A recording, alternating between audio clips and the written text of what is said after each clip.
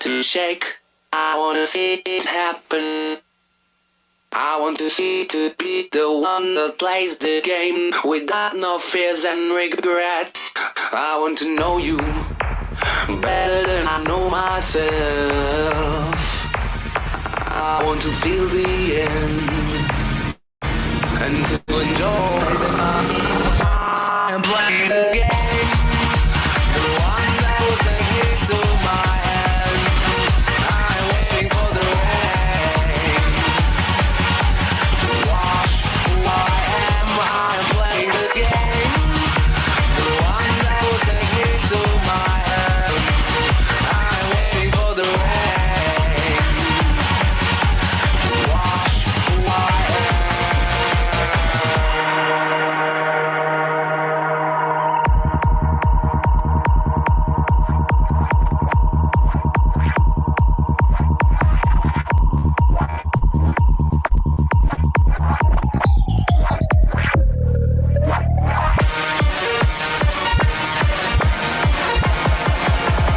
Playing the game.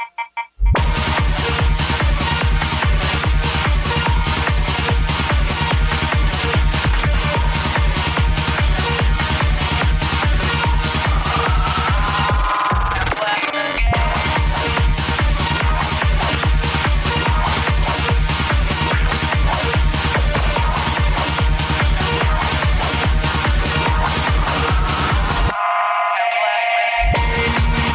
The one that will take me to my end. I'm waiting for the rain to wash who I am. I'm playing the game, the one that will take me to my end. I'm waiting for the rain to wash who I am.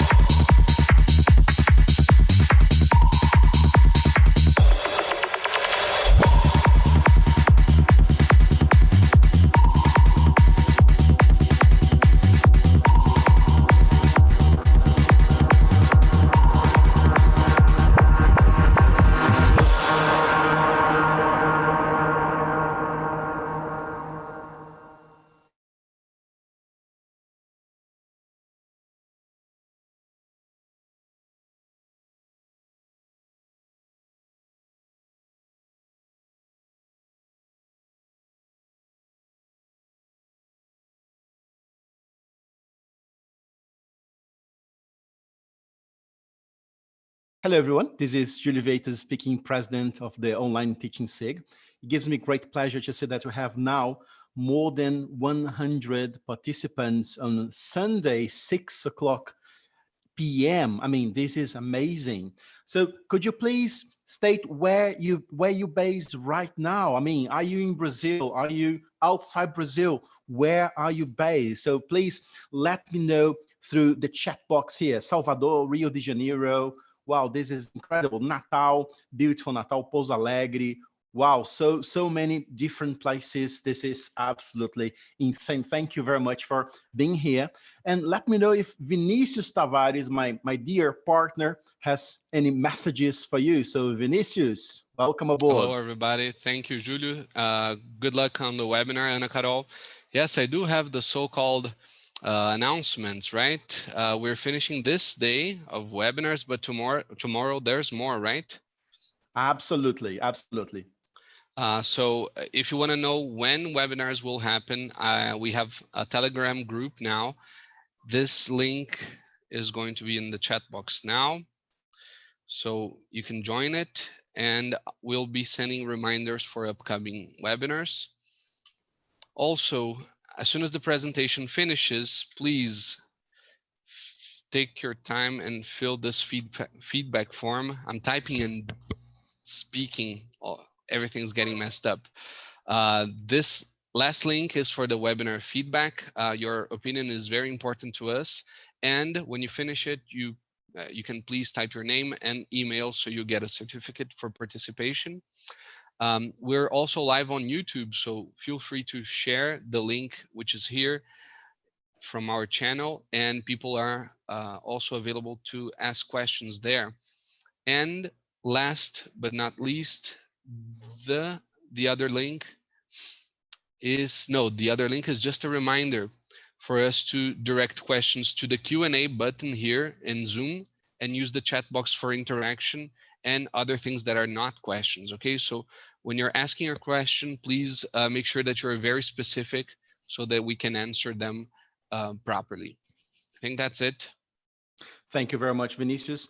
And I don't know, I mean, I was not supposed to do that, but I decided with Vinicius that you deserve a surprise by the end of this. Yeah, Vinicius is a tad insecure about it, but I'm very confident. Don't spoil it. We're gonna pull it through. So we have a surprise for you at the end of this presentation. So stay with us till the end of the presentation. We are gonna share something very useful with you. Without further ado, I'd like to invite our great speaker, Ana Carolina Martins. So Ana, welcome aboard. Hi, Zulu. Hello, everyone. How are you? Can you all hear me? You. Yeah, we can hear you fine. Thank you very much for joining us. I mean, it's a beautiful Sunday out there, but you're here with us sharing and caring. So thank you very much for doing that. Thank you, Zulu, for the invitation. It's an honor for me to be here with you. Thank you very much. Let me have the honor to introduce Ana Carolina. She holds a bachelor's degree in languages, Portuguese-English from Universidade Federal do Rio de Janeiro, as well as certificates awarded by Cambridge University. She has been an English teacher for over 10 years now and teaching adults online since 2018. Ana Carolina is going to talk about online teaching tools to make your life easier.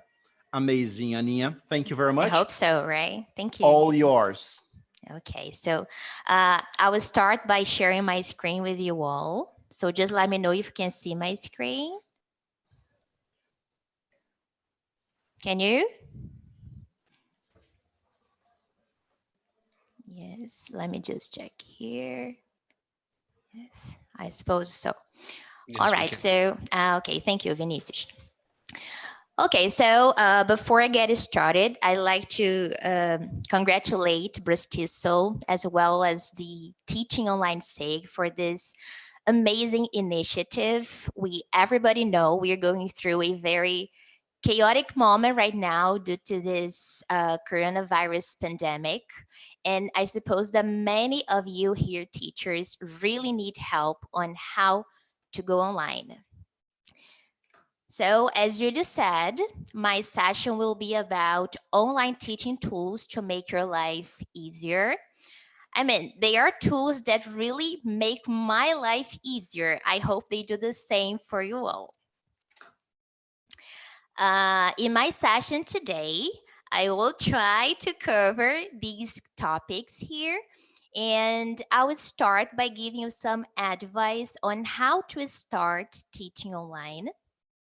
I'll talk a little bit about video conferencing platforms and how you can keep yourselves organized online with all the material and stuff that we teachers usually have. Yeah. I'll talk also about tools and activities for you to prepare your lessons. And I'll also show you some feedback that some students gave me about the online classes. To get started, I've chosen these two quotes here that really illustrate my beliefs regarding online teaching. The first one by Bill Gates says that technology is just a tool. In terms of getting kids, adults, and students in general working together and motivating them, the teacher is the most important. So something that I really want you all to bear in mind is that technology is just an accessory. The most important things for the learning process to take place are teachers and students. So in order to teach online, you don't really have to be an expert. I've been teaching online for the past 2 years and I'm not an expert yet. Yeah, so please don't be afraid to go online if you somehow fear technology, okay? And also today, I came across this quote here by Jack Dorsey, who is the co-founder of Twitter. And he said that my biggest mistake was thinking I shouldn't show my mistakes. I learned I should. And how does this relate to online teaching? As professionals, as language professionals, as teachers, we usually fear saying that we don't know. We are afraid of making mistakes. But something that we need to have in mind is that this is something new for most of us, not only for students, but also for us teachers. I mean, for you novice online teachers. So you are going to make mistakes. And please don't lie to your students. Don't pretend that you have expertise in technology.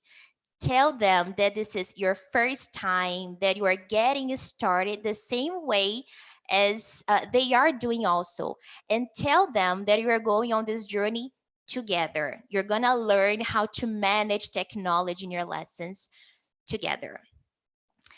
So, once you decide to go online, the first thing that we need to have in mind is which video conferencing platform am I gonna use in my lessons?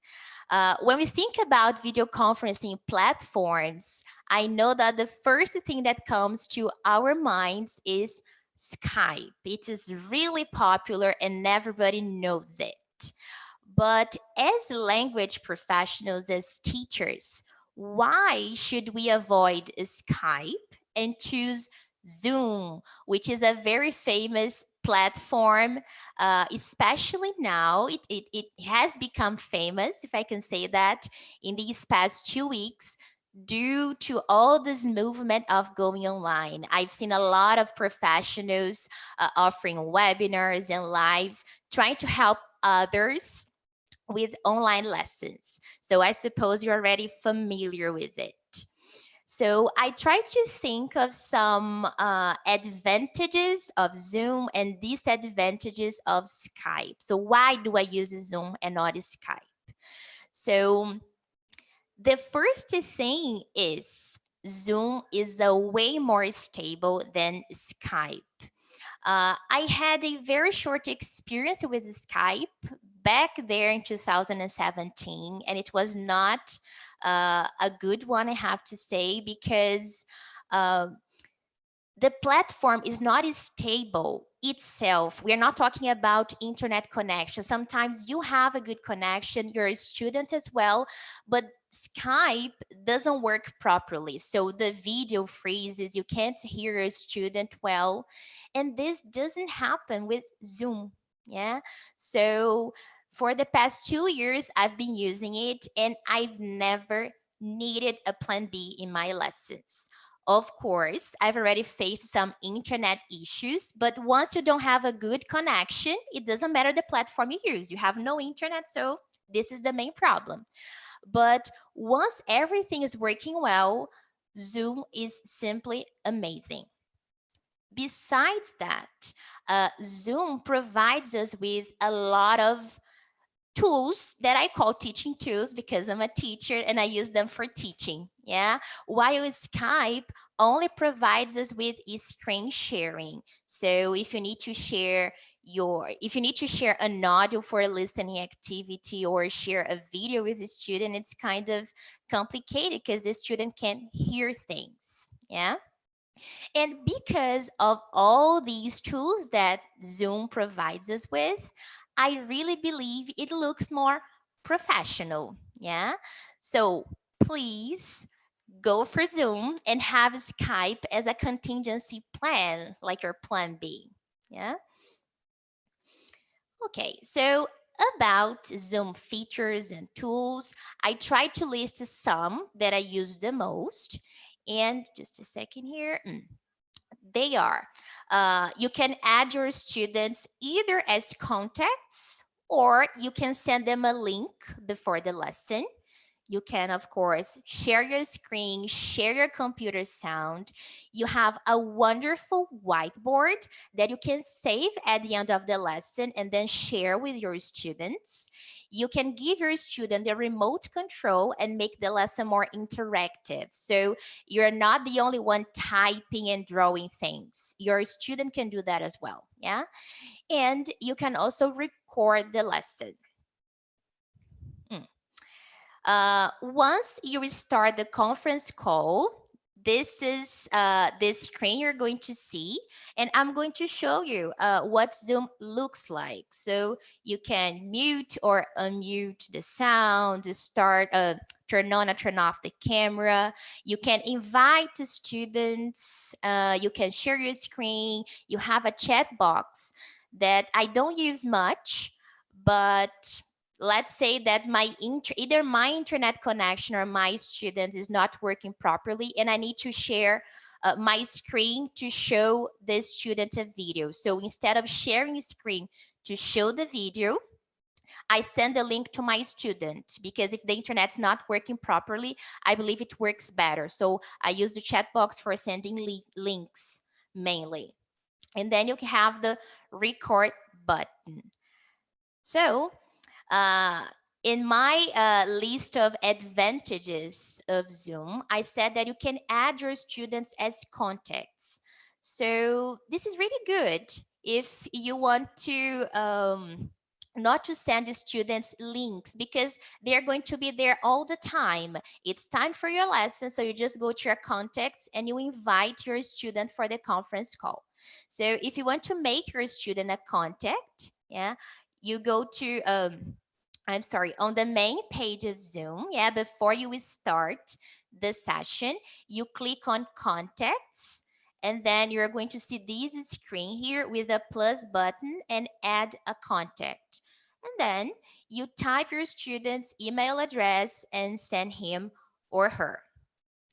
Another option is you can send a link at the moment the lesson starts. So you will start the conference call and then you copy the link and send to your student either on WhatsApp web because I don't really recommend you use a cell phone. Yeah, try to encourage your students to really use either a laptop or a desktop because not all features that Zoom provides work on cell phones. So if I don't have a student as a contact, I ask my student to open WhatsApp web and then I'll send him the link and he clicks on it and then we start the conference call. Or instead of using WhatsApp web, you can send the invite through your student's email. And then it's a matter of choice. So we can say there are 3 different ways. You can add student as a contact. You can create a link or create a link and send to your students WhatsApp or by email. And there are others, by the way. I don't use these ones anymore. Yeah, but these are the most basic ones, I would say. All right, so about screen sharing. I suppose you've seen these already during this week in all the webinars we've been offering, but I'll try to just reinforce that. So if you want to share your screen with your student, you can share your screen, and really take care with that, because if you share your whole screen, everything that you have open in your computer. So if you change from YouTube maybe to your WhatsApp or maybe to your personal email account, your student will be able to see it. So I don't use this one much. I prefer to open all the things I'll be using in my lesson, and then when I share the screen, I select the specific one I want my student to see. Yeah. And if you are going to share a screen to show a video, make sure you click here on the share computer sound. Otherwise, your student will see the video but won't be able to hear it. So these are the basic features. You also have some advanced ones, and the one that I usually use is just sharing computer sound. So computer sound only. And how can you use it? Let's say that you're going to ask your student to perform a listening task, but there is no video, there is no visual aid. Something like this. Oh, you're going to listen to a conversation right now, and I just wanted to try to understand what's going on. So you can select an audio in your computer, and then your student will be able to listen to it. This is it. That's what I use it for. As for the whiteboard, I used this whiteboard for a long time. I don't use it anymore because nowadays I can say that I have more experience, so I use other tools. Yeah, but this really works well if you're getting started. So what can we do on this whiteboard? Simply everything. Yeah, so you can type, you can draw, you can use some stamps like hearts, circles. You have this spotlight here. So let's say that you've typed some questions or a paragraph to your student and you want to focus on a specific structure, so you can use the spotlight really to make your students see what you're pointing at. You can also give your student the remote control, and then this will enable you to make the lesson more interactive, because your student will be able to write answers and type questions and etc. Yeah. And in case your whiteboard is full, that happens sometimes, you can add extra pages. So can you see the arrow here? So you can have 2, 3, or 4 pages if you want. And at the end of the lesson, you can save the pages, and then the pages will be converted into a PNG image, and they will be stored in your computer. And you can share with the students on WhatsApp. That's what I used to do when I first started, or on email, or any other platform that you use for real-time sharing. And then I'll be talking about it in a few minutes. In a few minutes? No, right now. I'm sorry, I forget it. So that was it for Zoom. If you have any questions, just let me know, because I'll answer at the end of the session. And now that you know how you can have your conference calls, how can you keep yourself organized? How can you organize your materials? So Google Drive is a must, I would say. So it's a must. You can organize your lessons. You can create different folders for your students. So every student can have a folder, and then you can upload all the material you're going to use in your lessons there. I'm going to try to show you here. Oh yeah, I can. My Google Drive. Just a second. Yes. Oh my, where is it? Here. Just a moment. Here it is. Okay.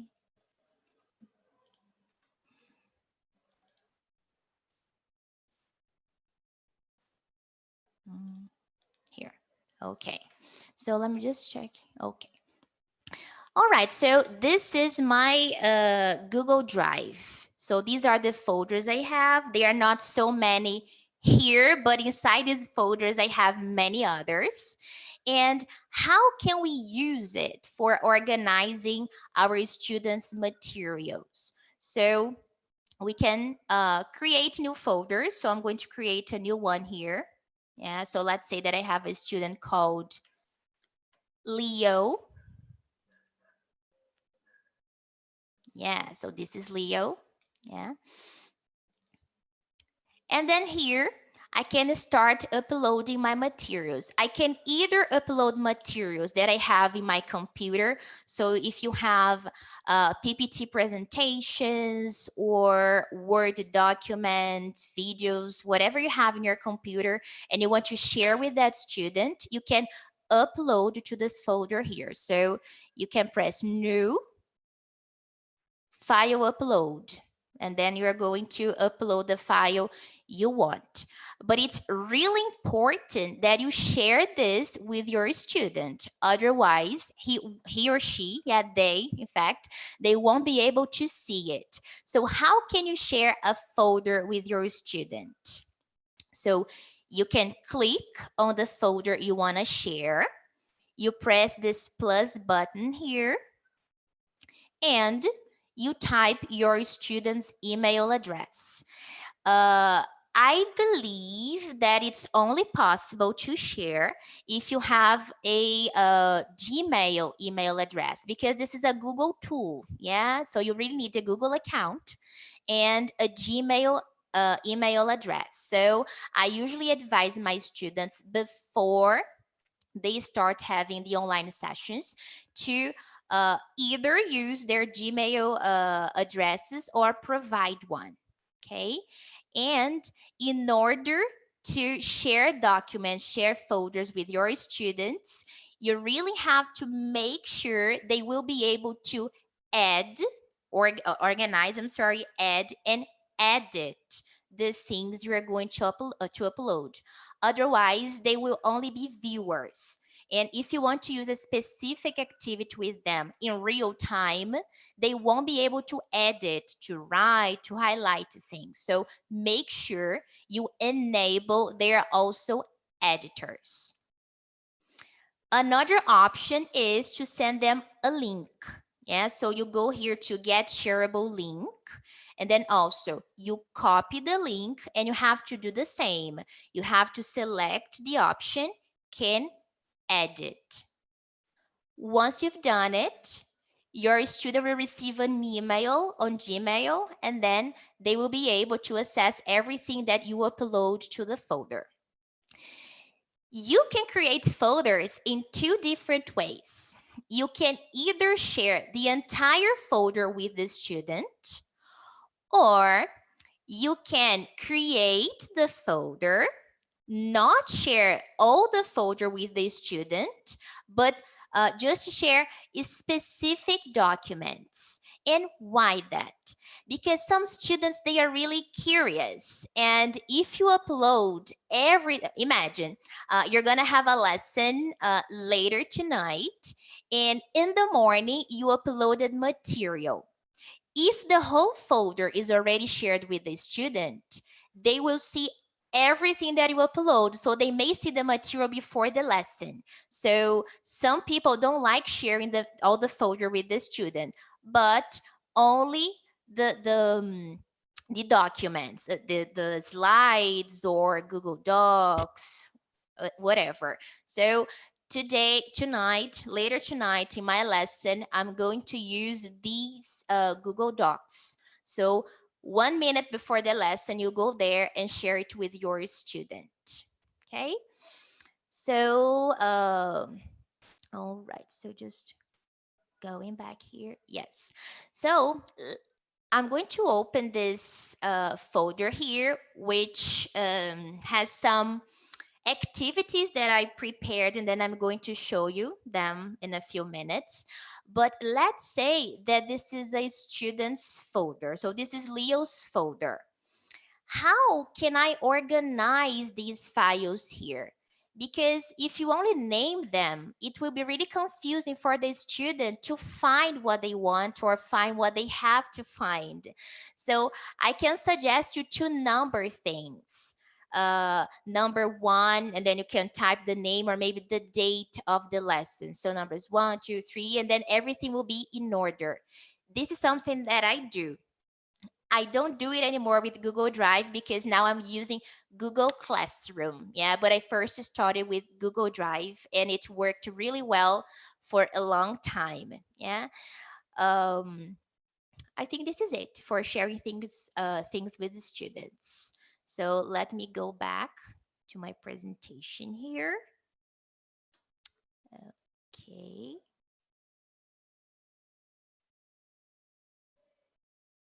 Yes. Okay. All right. Why am I suggesting you to use Google Drive to keep yourselves organized? Because by using Google Drive, you have access to a lot of other Google tools. And these will be my suggestion for your lesson preparation when it comes to preparing activities, worksheets, presentations. So I've selected some and I'm going to show you how I work with them, what I do with them. So the first one is Google Docs.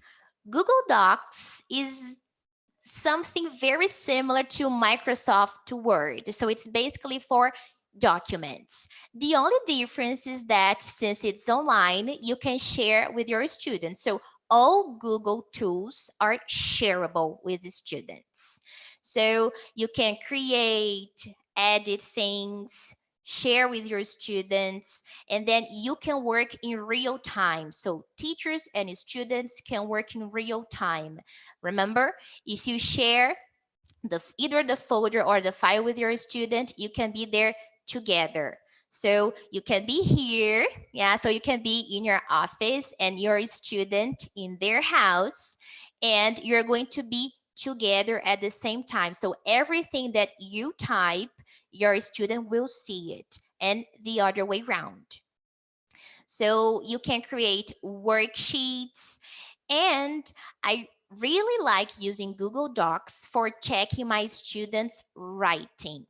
I've seen a lot of teachers, a lot of novice online teachers having questions about, oh, how am I going to work with writing, with pronunciation online? And I don't see any difference. The only difference between a face-to-face lesson and an online one is that you and your student are not in the same place, but you are together at the same time. You can see each other via Zoom, so you can send messages. So there's no difference. You can hear your students, so you can work on pronunciation. If you use Google Docs, your student can upload his homework, his text, or maybe write during the lesson. It depends on how you work on that. And you can see the students' written production. So you can highlight things, you can make comments. That's what I do, and it works really well. So once again, I'm going to show you now the Google Drive. Oh my, where is it? Here it is. Okay, so for example, this is an activity that I made using Google Docs. Yeah, so it was a listening task using TED Talk. So my student had to watch a TED Talk and type the missing words. Yeah, so in real time, I'm here. My student has access to this document and they will type their answers. If there is any misspelling, I can make comments. So for example, let's say that my student misspelled this first word here. I can either point at that. I can make verbal comments, or let's say it's homework. You are checking homework. You are not there with your student in the lesson. So you can make comments. Oh, check the spelling. Yes, or this is not the exact word the person said. Try to watch the video again and provide the right one. So this is something that you can do. Okay. Let me just here. Oh, right. I think I'm going to share the screen. Yes. Okay. Another Google tool that we can use in our lessons is Google Slides. So Google Slides is very similar to PowerPoint, PPT presentations. So what can you do with Google Slides? You can, for instance, create a template for your lessons. So you can have a template with a checklist, a vocabulary page, a pronunciation page, a page for feedback, and then you can use that with all students. Yeah, so every lesson you go there, you upload a new template to the folder of that student, and then you can use that in your lesson. Yeah. You can create full presentations, so you can include activities, you can include the links for YouTube videos, and so on and so forth. So once again, you share with your students. You can invite your students to take notes of new vocabulary. Remember, if you create a template, you can have a vocabulary page, and instead of you typing all the time, you can ask your student to type the new words they are learning in the lesson. And you can also give feedback on language. So let me show you how it works. Yes. Okay. So this is an example of a template. So I have a checklist page. So here I can, for example, type the aims of my lesson. So we'll be today we'll be talking about women in business. We are going to see vocabulary related to professions. We are going to have a listening activity. We'll be listening to a TED Talk, a vocabulary page. You are with your student in real time, so you can ask your students to type the new words. You can work with pronunciation by typing words, ask your students to repeat. Yeah. Give feedback on language. So take notes of what your students say during the lesson, and then you can come to this page here and help your students to reflect on their own performance. Yeah, what's good, what needs to be improved. And if you want to have a debriefing moment at the end about what you have discussed with the student, or reflecting of what your student can do from now on after the lesson, this is it. Yeah. And of course, if you want to make a full presentation with all the things you're going to use in your lesson, add more slides.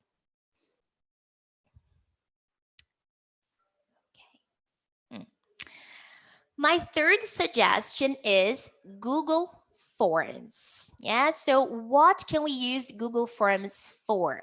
So we can collect information from students. Yeah, so if you want to carry out a survey, for example, you can create a form there and share the link with students. Yeah, you can create quizzes, surveys, as I've just said, tests. I don't really work with tests, but on continuous assessment. But if you are really into, asking our students to perform tests, to do tests, this is the tool, Google Forms. And then you can also check your students' responses. And then I'm going to show you also an example. Okay, so this is it. Yes. So this is an activity that I created based on a TED Talk. So I linked here the video. I mean, the student has to copy and paste in order to see the video. And then I asked some simple questions, so you can ask open questions or multiple choice ones. Yeah, so you can also ask your students to rank things, and you send to your students. So there is this send button here in purple. And once again, you can share either by email, or if you want, you can send the students the link via WhatsApp if you prefer. After the student has answered it, you come here to the responses, and then you're going to check what students have answered. And then you can make some comments later with them if you want. Ask if they had any kind of doubts and questions. Okay. Another Google tool that I use a lot and that I'm really in love with is Google Jamboard. If you are an old school teacher and really love matching activities with slips of paper, you're simply fall in love with Google Jamboard, because there you can create flashcards, you can create matching activities, and then you can have your students drag and drop. You can have your students drag and drop words, pictures. You can have some activities like unscramble the words to make correct or full sentences. You can work with collocations as well. Some examples. Okay, here. Where is it? Okay, so this is what Jamboard looks like. Yeah, so I made this activity to work on the pronunciation of the alphabet. So here, the phonetic symbols, let's say, and the letters. So students had to drag and drop and connect the letter to the correct pronunciation. Yeah. And let me just see. Yeah, then this is just for students to spell. You can have a whole lesson using Jamboard. You can use it as a template for your lesson. So not only matching activities and unscrambling the words to make sentences, but you can have pictures, you can write things here using the sticky notes, you can draw. So if you want, you can only use Jamboard in a lesson. Yeah, so there is no right or wrong. You are the one who is going to decide what you're going to use in your lessons. That's it. Another example here, as I said.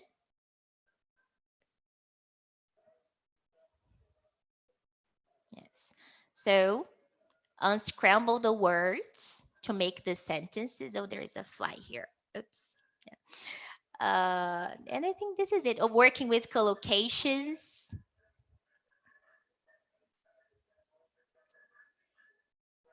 Yeah, so prepositions of time, and then once again, your students can connect things.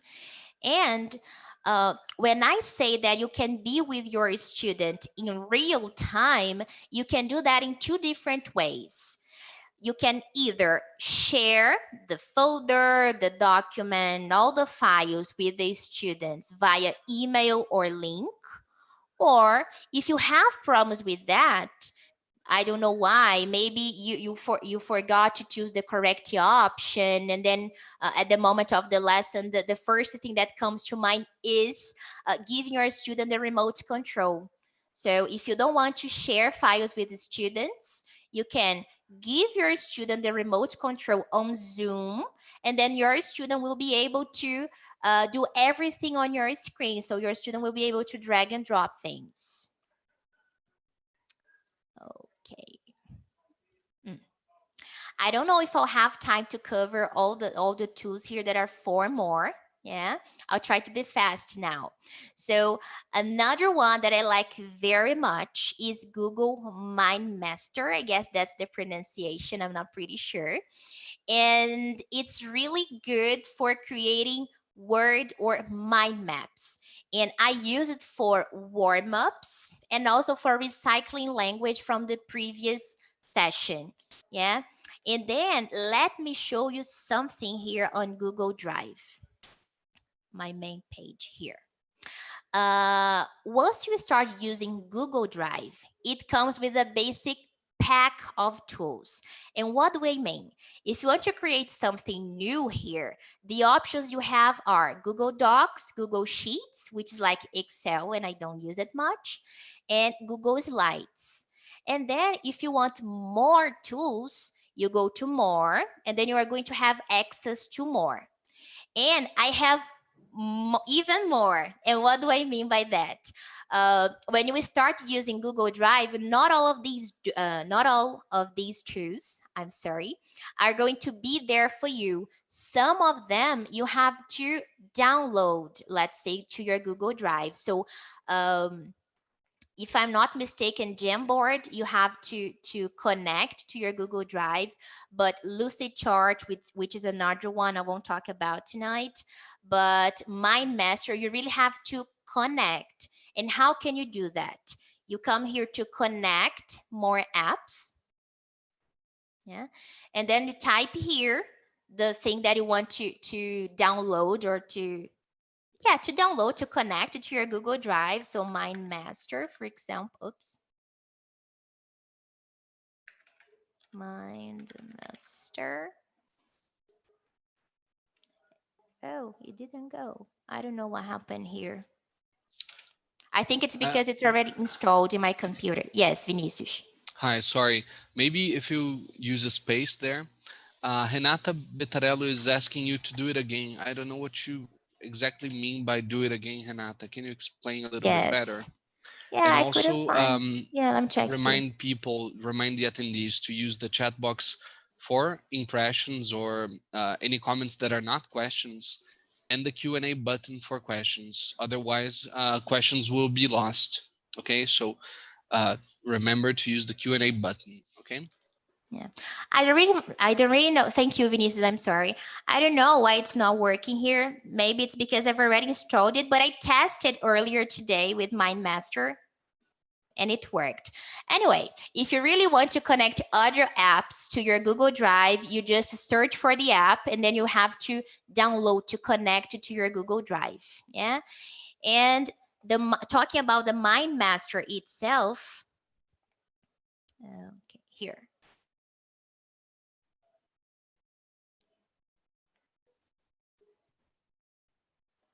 Okay, yeah. So there are different kinds of templates and you can create word maps. Yeah, so there are some emoticons that you can use, text, you can change the color of things. And once again, ask your students to do it and not only you all the time. Yeah, I don't have much time to tell you how it works, just to show you very quickly. Other tools here.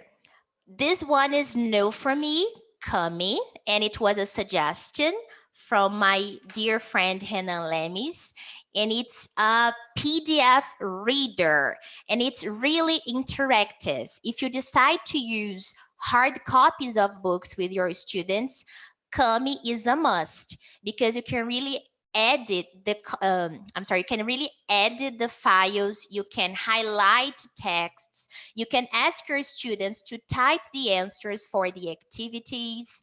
Yeah, I think basically that. And since it's something that it's in your Google Drive, all the changes that you make to the file, to the document will be there. Yes, so the changes you make to Google Tools, they stay there automatically. You don't have to save as in a Word document or in a PPT presentation. Everything is automatic.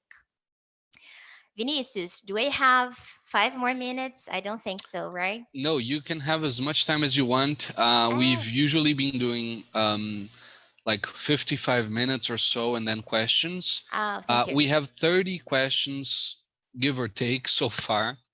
So if you want to show another tool, feel free to do so, and we'll tackle the questions in a while. Yeah, don't worry, Carol. It's great. Thank you. Don't stop it now. All right. So the other two tools that I've selected to talk to you about, they are not Google tools. In fact, they are websites. And the first one is Will Decide, which is a spinning wheel. And it's nice for you because it's a kind of game. Yeah, I usually use it for warm-ups and also for recycling language. So I'm going to show you how it works. It's for free, and then I only use free stuff, okay? So everything that I'm talking to you about here is free. Yeah. So this is just a sample, yeah, and then you can spin the wheel. There is a noise. I haven't shared the computer sound with you, but it's just something like roda roda jequiti, you know.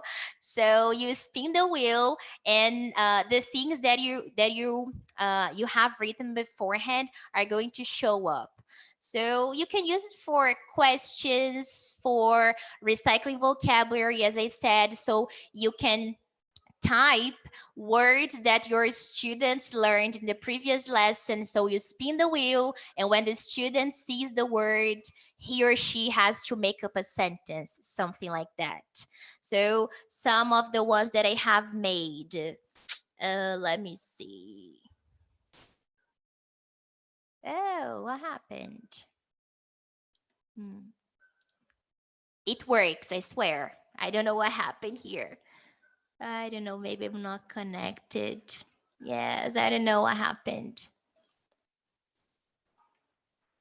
Yes, all my documents. Oh, yeah. Let me check here. Another one. If it's here.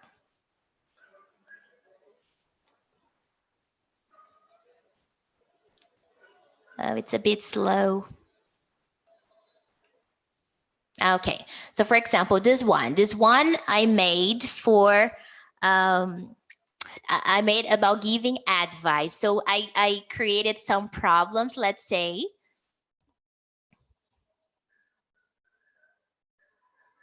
And then my student had to come up with a piece of advice for the problems. And then you can use your imagination. Yeah. And the last tool, the last website I'm going to suggest you is AddPuzzle. AddPuzzle is a website in which you can create your own personalized video activity. So you can use the links from YouTube videos, paste to AddPuzzle, and then you can cut the video, you can ask questions as the video goes, and then you send to your students. If you use Google Classroom, for example, AddPuzzle connects to Google Classroom, but it doesn't connect to Google Drive. Yeah. So this is really nice if, for example, you want to work with a specific video with a student, but the video is too long. So you can cut the video to the part that you really want to focus on, and you make it shorter. Yeah, so I'll try to give you here an example. So the YouTube link. This is AddPuzzle. So you paste the link there. Oops. Yeah. And then these are the options you have. You can cut. There is this voiceover here that I have never used, and questions. And then this is a short video. It's about 3 or 4 minutes long. But anyway, if you want to make it even shorter, I'm sorry. Yeah, here. Yes. So if you want to make it a 1 minute video, you can, and then you cut it. So I'm going to add cut. And then I'll go for questions. So I can play the video. So the video is playing, and then in the middle of the video, I can ask multiple choice questions. So, I don't know, what word did he use? What expression did he use to express his opinion? If you want to work with language, or maybe you can really work with the things the guy says. Oh, what suggestions or what pieces of advice does he give? So multiple, this is a no, oh yeah, this is a multiple choice one, I'm sorry. But you can also ask open-ended questions. And then you save it and you send the link to your students. Your students really like this website. They really like the activities. And this is it for the tools that I have to suggest to you. Yeah, so it's time.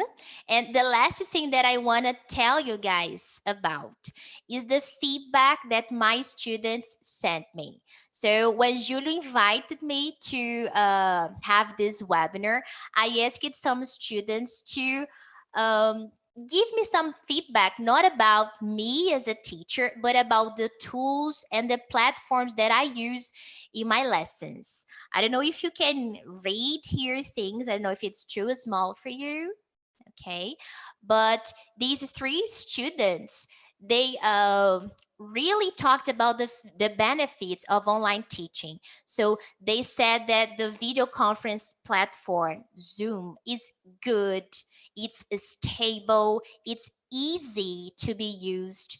They said that Google Drive and all Google tools, they really help the lesson to be organized. So, for example, Fernanda Guedes, she said, as plataformas utilizadas, Zoom, Google Classroom, which is the one that I use now, but I've already used Google Drive and others, facilitam a integração do professor e o aluno, são muito simples de utilizar. Posso ter a certeza de que estudar inglês online é sim efetivo. Another student here, Karine, she said, I really believe that Anna May created a structure that shows that learning English does not depend on taking face-to-face classes. So we use Zoom to have our classes, and we never had any problem with the platform. So, and then she's talking about Google Classroom to share activities, lessons, and homework, and everything is really organized. So this is to show you guys that there is no difference between teaching face-to-face and online. As I said, the only difference is that you and your students are not in the same place, but you are really together in real time. So don't be afraid, okay? And one last thing is the average teacher explains complexity, I'm sorry. And the gifted teacher reviews simplicity. So you don't need to manage all these tools in order to give a wonderful online lesson. The most important thing is you. So if you want to get started, Zoom is enough. A PDF of a book is enough. You don't need more than that. And as time goes by and you get more familiar with Zoom and other platforms, other basic tools that you use in your online lessons, then you can try other things. That's what I did. And I'm not an expert. I'm still learning. Okay. So thank you so much for attending my webinar. If you want maybe to have a PDF file from my presentation, because I summarized some things that you can do with those tools. If you want to follow me on Instagram and talk to me, ask me for advice, I can talk to you a little bit more about my experience. Feel free to do that. Okay? This is it.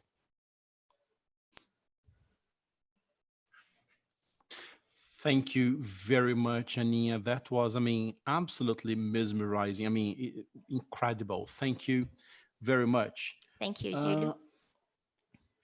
Aninha, can you turn your camera on, please? Oh, it's not on. No.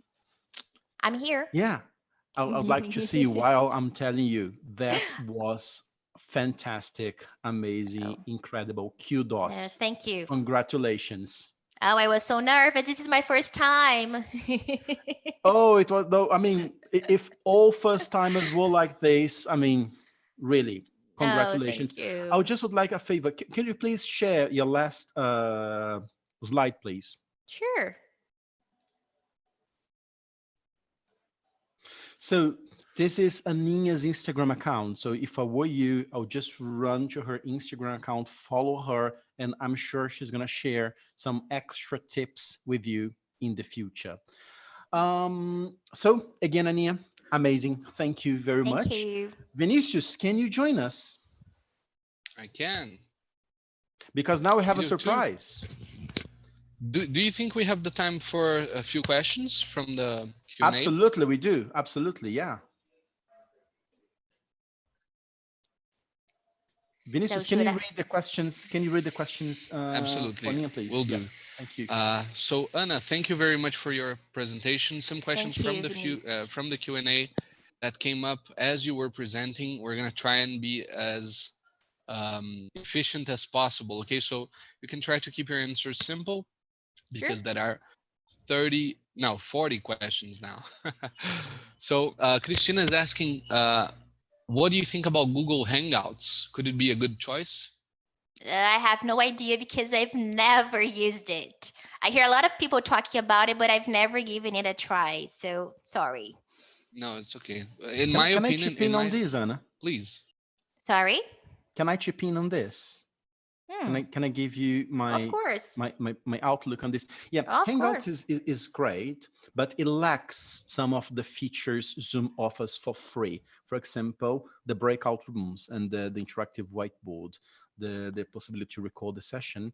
And the cherry on top of the cake is that Zoom is full HD. And as far as my understanding goes, Hangouts is still HD. So the quality of the screen, the recording, the transmission is lower than Zoom.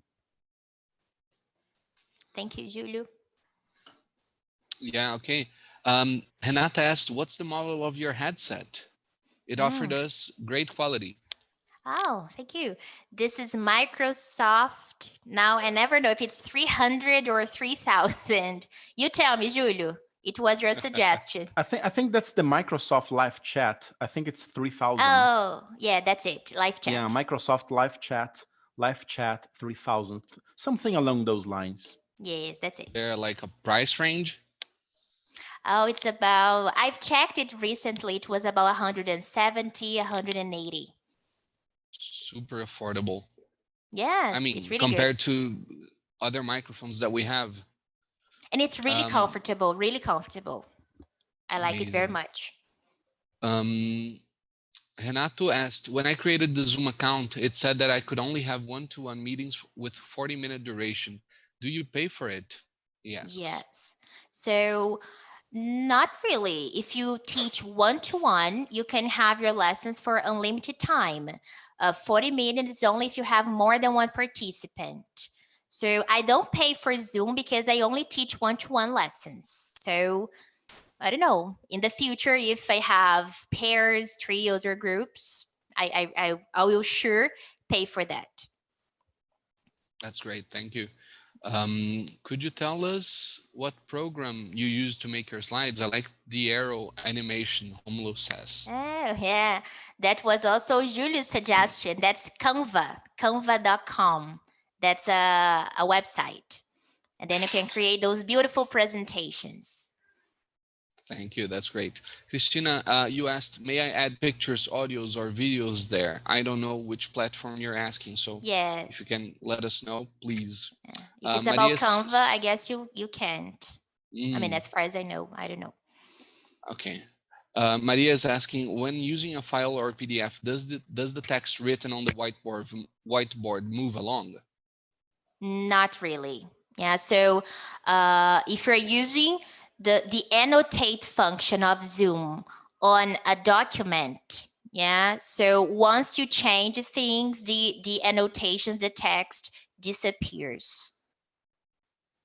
Yeah, unfortunately, right? Yes. What tools to substitute Zoom's whiteboard do you use nowadays? Are you going to tell us? Oh, of course I can tell you.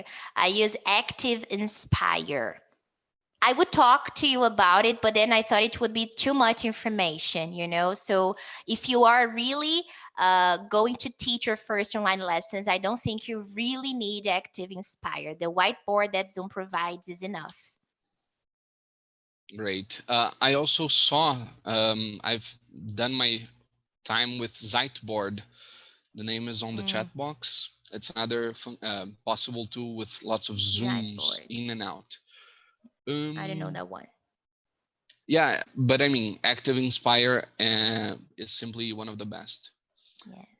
If you save, does it save just for you or to the students as well? Let's say you don't have the share on. Yvonne, I'm not so sure we understand your question. Yes. You can ask that again? Yeah. Please. Luis asks, which headset brand? Okay, that's the same one. Yes. Anna, where do you upload the recordings of the classes? I did that on Google Drive, but it used all my storage. Where I upload? Okay, so in fact, I don't record the lessons. I only use the recording function in very specific situations. Because if you record all your lessons, you have no space for that. Yeah. So, and I think there's no need. Yeah. If one student asks me for the recording, it's one thing. Yeah.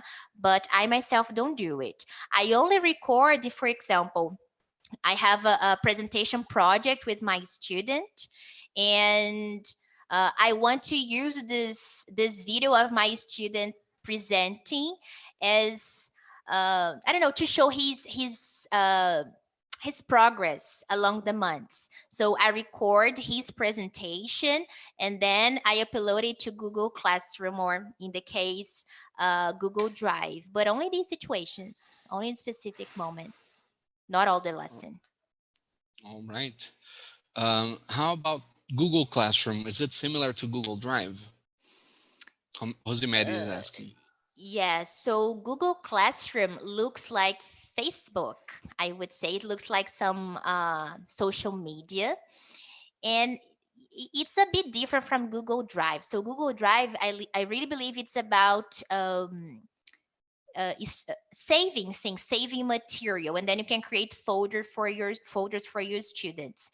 Google Classroom is how can it's really an online class, I would say. So you can upload the materials for the lessons, you can assign homework there. So I didn't talk about Google Classroom because I when I started teaching, I used Google Drive. I started using Google Drive, and then I changed to Google Classroom. And for me, this was somehow important because Google Drive helped me managing the other Google tools. So I think it was a nice process, I would say, from Google Drive to Google Classroom. But then if you are really curious about the platform, give it a try, take a look at how it works, how things are, and you check whatever it's better for you. I think that's what everything that is related to online tools, it requires a lot of testing, a lot of frustration.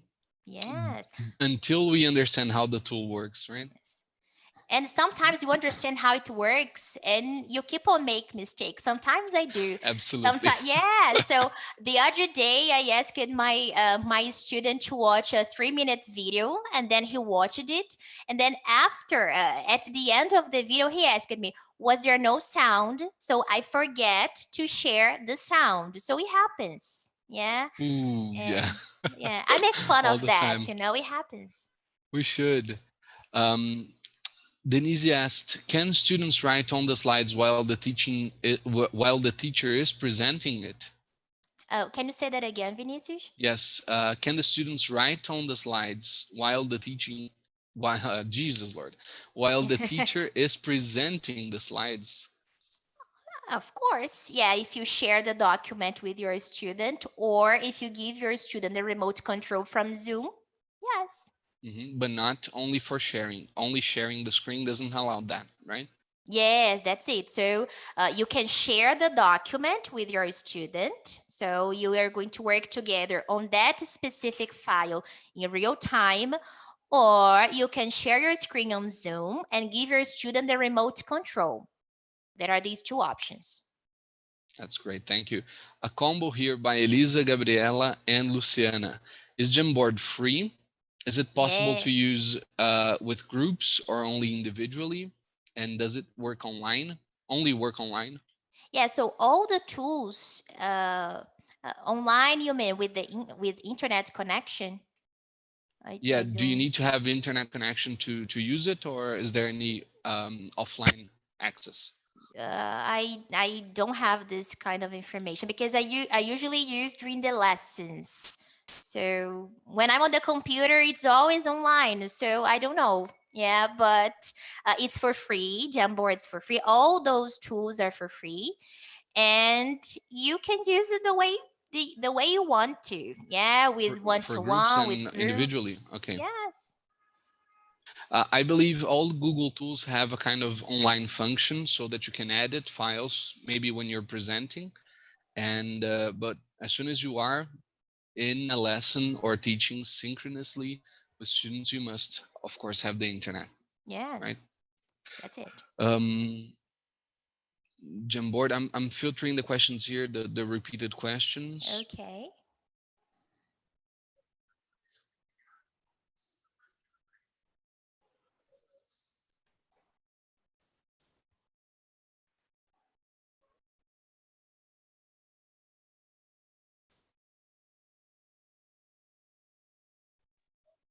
Okay, is this okay?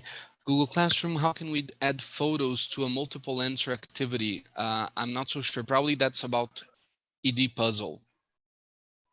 How can we add photos to a multiple answer activity? Yes, I've never done that. Let me check here. AddPuzzle. So I'm checking that. Yeah. So I usually just ask questions. Oh, but there is this function. I've just seen it. So there is a button here for you to insert pictures. Oh, and then you can either upload from your computer or you can paste the link from Google, and then the picture will be there next to the question. Alrighty. What tool? Okay, what tool you used was Canva.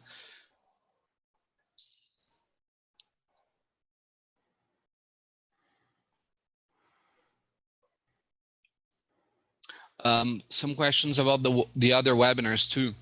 All the webinars will be available on YouTube. Okay, bear with us because it's we're trying our best to work together and upload the files with beautiful thumbnail pictures. But by the end of next week, all of them will be there. I assure you. How could we convince our face-to-face or presential students to keep on paying for online classes? That's a nice question.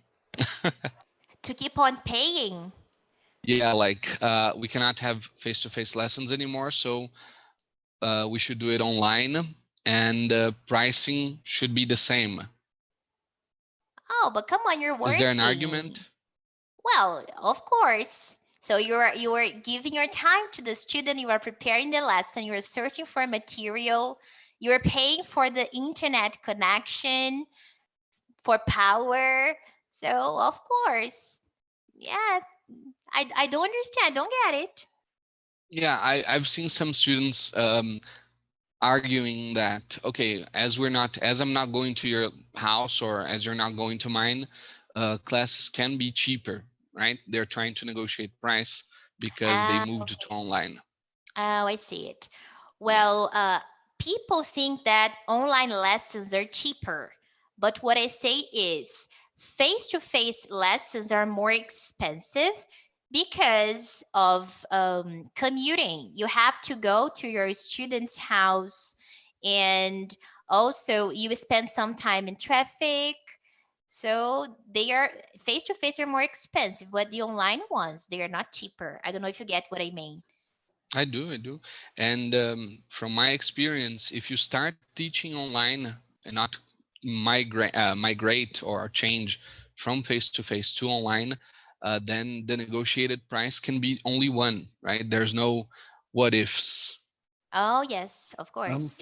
Can I chip in on this? Because please, it touches my pet area, sales. So when it comes to negotiation, you should never forget that what students really need are the results of the classes and not the way the classes are conducted. So it doesn't matter if the classes are face-to-face or online. If the results are great, that's what you should bring into the negotiation table. So you should make sure and persuade your student that the quality is going to be the same, the results are going to be the same or even better. Your student's going to learn the same way. So why don't you give a try?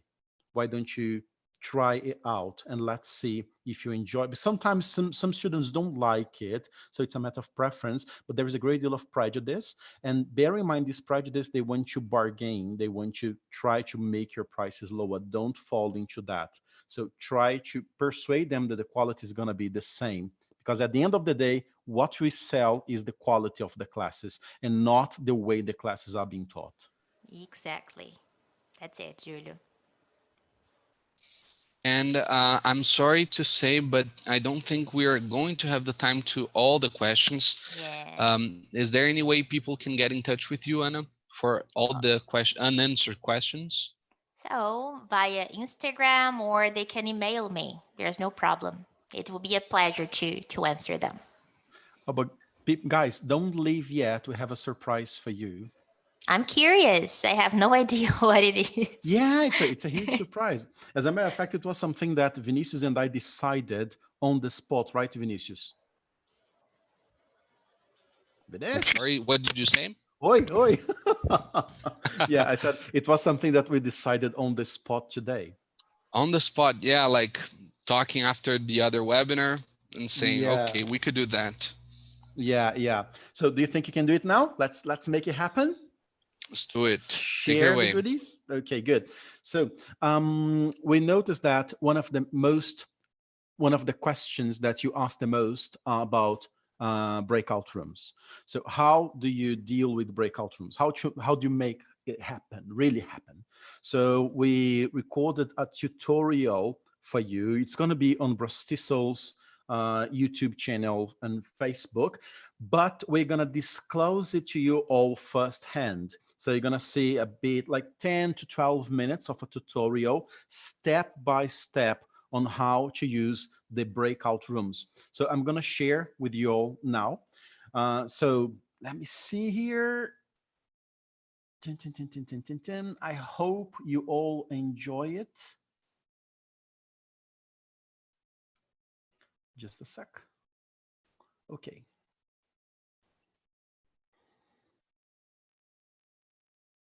Tudo bem? Aqui é o Júlio Vieitas. Eu vou fazer um tutorial bem rapidinho para te ensinar como que você pode habilitar o Breakout Rooms no seu Zoom.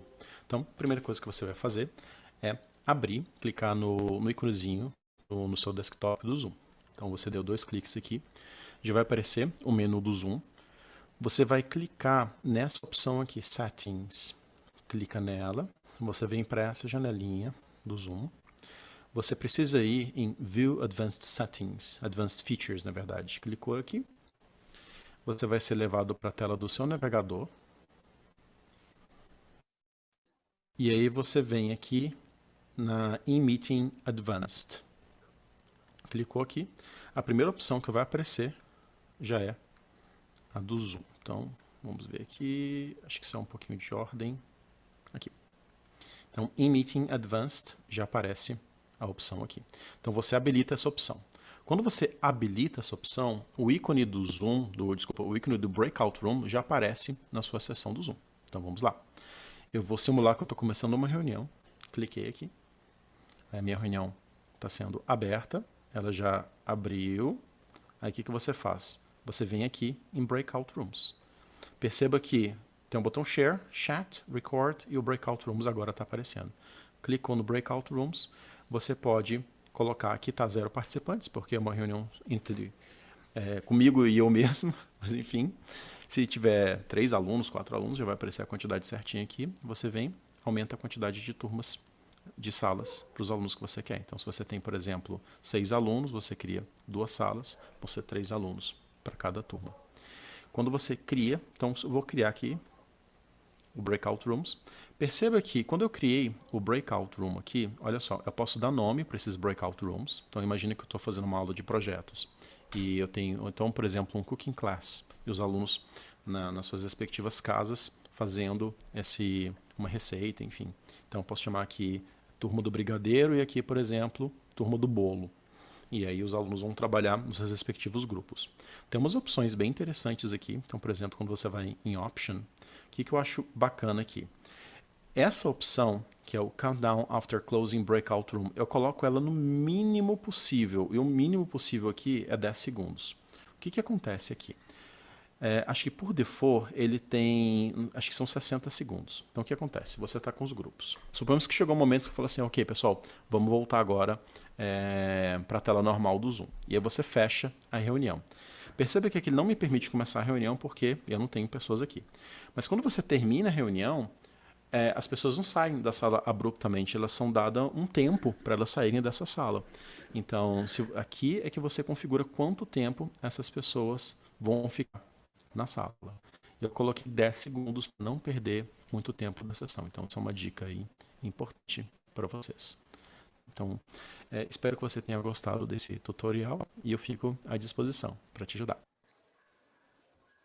Okay, so that was part 1 of the tutorial, and we also created a part 2 of the tutorial, and then I invited some great friends of mine, so I'm gonna share. Just a disclaimer while you put the video on. Oh, I'm trying to answer the questions in written form. Okay, so stay tuned.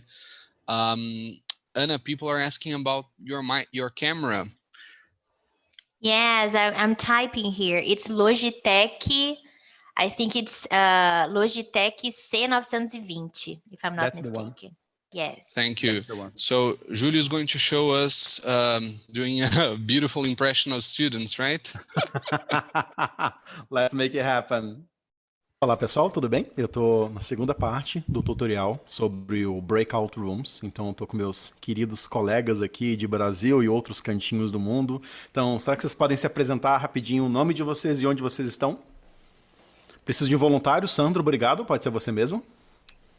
Oi pessoal, tudo bem? Boa tarde. Eu sou o Sandro, como o Júlia acabou de dizer. Eu sou do Rio de Janeiro. Tudo legal? Maravilha. Sou a Ellen, eu estou no interior de São Paulo, Ribeirão Preto. Olá, eu sou Marcelo, eu sou carioca, assim como o Sandro, mas hoje eu moro em Moscou, na Rússia. Paula, a gente não está te ouvindo.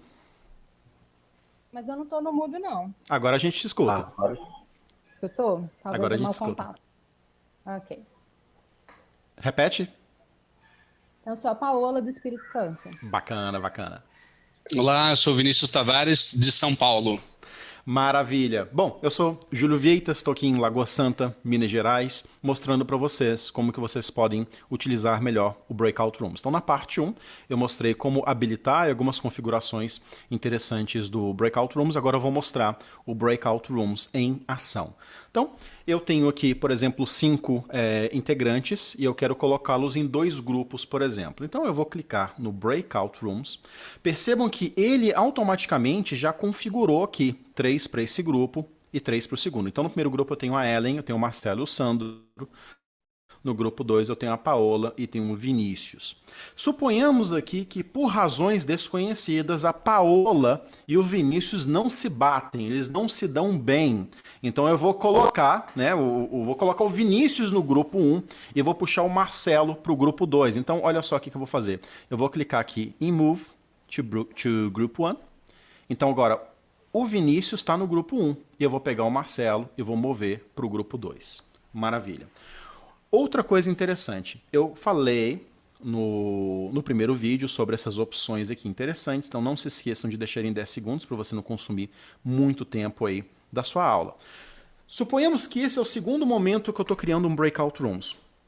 E nas minhas aulas, no decorrer das aulas, eu crio vários Breakout Rooms e eu não quero que as mesmas pessoas trabalhem toda hora juntos, eu quero mudar a ordem das pessoas aqui. Então eu simplesmente clico em Recreate, olha só. Eu vou recriar, a ordem já mudou aqui. Perceba que o Vinícius continua com a Paola aqui no grupo 1, a gente não quer que isso aconteça, então eu vou mover a Paola para o grupo 2, porque aí a coisa fica mais tranquila. Maravilha! Tendo feito isso, Perceba que chegou um aluno, imagina que sua aula começou, chegou um aluno depois. Vai aparecer uma luzinha piscando aqui no Breakout Rooms e você clica e adiciona a pessoa na sala correspondente, a sala que você quiser. Eu posso acrescentar mais uma sala se eu quiser. Então acrescentei aqui a sala 3. Suponhamos que na sala 3 o Sandro vai trabalhar sozinho. Imagina aqui que surge essa situação. Mentira, a gente não quer que isso aconteça. Então eu vou deletar essa sala 3 aqui. Vamos ficar somente com 2 salas. Mas imagine que chegou 3 alunos de repente. Vai ficar muito cheio. Eu simplesmente acrescento mais uma sala e coloco eles. Então agora os alunos vão trabalhar em grupos. Eu vou abrir as salas. Abrir as salas agora. Todo mundo agora já recebeu um convitezinho para se juntar a essa sala. Percebam que eles vão diminuindo aqui. Eu vou visitar a sala 1. Para visitar a sala 1, eu clico aqui em Join. Quando eu clico em Join, eu visito a sala 1. Então, está carregando a sala 1 agora. Vamos esperar uns segundinhos. Ele está observando. Tá sim. Maravilha, acabei de pegar o Vinícius cochichando alguma coisa aqui. O assunto chegou na sala. Então, olha só, pessoal. Percebam que eu vejo o que está acontecendo aqui na sala. Eu posso interagir com o pessoal, etc., sem problema algum. E eles têm uma... Inclusive, depois... Ellen, tira um print screen da sua tela aí do Breakout Room, depois eu vou precisar dessa telinha. Na telinha da Ellen tem um botãozinho chamado Ask for Help. E esse botãozinho é interessante porque, imagina que a Ellen, o Vinícius tiverem uma dúvida, alguma coisa, se eles clicarem nesse botãozinho, vai aparecer uma mensagem, um pop-up, me chamando para ir para essa sala. Então eu estou aqui dando as instruções para eles, etc. Imagina que eu falo assim, Vinícius, eu gostaria que você fosse o nosso secretário, tomasse notas aqui, e eu gostaria que você compartilhasse as notas que você está tomando no seu Google Docs. Eu habilitei os meus alunos a compartilhar a tela deles. Então, Vinícius, compartilha aí a tela do seu computador, um navegador, alguma coisa assim. Maravilha. Percebam que agora o Vinícius está compartilhando aí a tela do computador dele. Eu tenho o controle de parar o compartilhamento do Vinícius se eu quiser. Então eu clico aqui no View Options e clico em Stop Participants Screen. Então parei, Vinícius. Tadinho do Vinícius, ficou triste, mas depois passa. Então eu consigo fazer esse tipo de coisa. Agora, imagina que o grupo 2, eles ficaram sozinhos. Eu quero visitar agora o grupo 2. Eu clico no Breakout Rooms aqui. E no Room 2 eu clico em Join. Então eu vou me despedir do grupo 1. Daqui a pouquinho eu volto.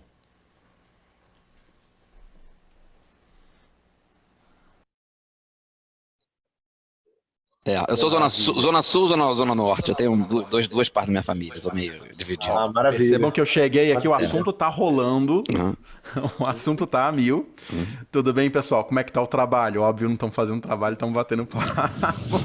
Mas que bom. Mas olha só, agora eu tô visitando o grupo 2, eu posso tirar dúvidas do pessoal, eu posso interagir. E o pessoal sabe que tem esse botãozinho chamado Ask for Help. Se eles têm dúvida, eles me chamam. Eu posso compartilhar um áudio aqui só com o grupo 2, por exemplo. Só que o grupo 1 não vai ver absolutamente nada. Suponhamos que eu estou fazendo uma atividade na qual eu vou rotacionar os integrantes do grupo. Então a Paola vai para o grupo 1 e de repente a Ellen vai para o grupo 2. Muito fácil fazer isso. Eu venho aqui no Breakout Rooms e simplesmente... Agora eu vou jogar a Paola no grupo 1. Joguei a Paola no grupo 1. Eu vou pegar agora eu vou pegar o Marcelo, não, vou pegar a Ellen e vou jogar agora no grupo 2. Então daqui a pouco a Ellen vai se juntar aqui. A Ellen chegando. Pronto, agora a Ellen está no grupo 2. Isso é ótimo para, por exemplo, os alunos do grupo 1 estão fazendo uma atividade e aí a Ellen coleta as informações da atividade do grupo 1 para passar para o grupo 2. Então, essa é uma atividade interessante de rotacionar os integrantes do grupo. Então, agora eu quero terminar esse Breakout Room. Então, o que eu faço? Eu venho aqui no Breakout Room. Uma coisa interessante. Eu posso mandar uma mensagem para todo mundo aqui também. Então, olha só. Eu posso mandar uma mensagem, clico aqui e falo Hi there. Are you done? Júlio, você mandei tá essa mensagem para todo mundo. E todo mundo vai receber essa mensagenzinha. Imaginem aqui que eu quero terminar essa reunião, o Breakout Rooms. Eu clico no Breakout Rooms e venho aqui em Close All Rooms. Percebam que tem uma contagem regressiva aqui. Imagina que eu não quero esperar essa contagem regressiva. Eu posso clicar no Return to Main Session e automaticamente eu vou para a sessão principal. Então ele já está voltando. Maravilha. Então todo mundo voltou para a sessão principal e eu posso criar quantos breakout rooms eu quiser. Eu posso mudar a ordem aqui. Eu posso criar... Imagina que eu quero que cada um trabalhe na sua salinha individualmente, por exemplo. Eu posso. Então se eu tenho 5 integrantes, eu crio aqui 5 salinhas. Cada um vai ficar na sua respectiva salinha. Se eu quiser criar, por exemplo, apenas 2 salas, como eu fiz antes, pronto. Ele já faz automaticamente. Se eu quiser trocar os membros de sala, eu também posso. Bom, espero que vocês tenham gostado desse tutorial. Eu fico à disposição de vocês. Eu gostaria de agradecer imensamente aos nossos queridos alunos postiços aqui, a Ellen Água, Vinícius Tavares, a Paola, o Marcelo, o Sandro Dorf, por dedicarem o tempo deles aqui no domingo de participar desse tutorial comigo. Então, muito obrigado, pessoal, e até a próxima, gente. Até mais. Tchau, tchau.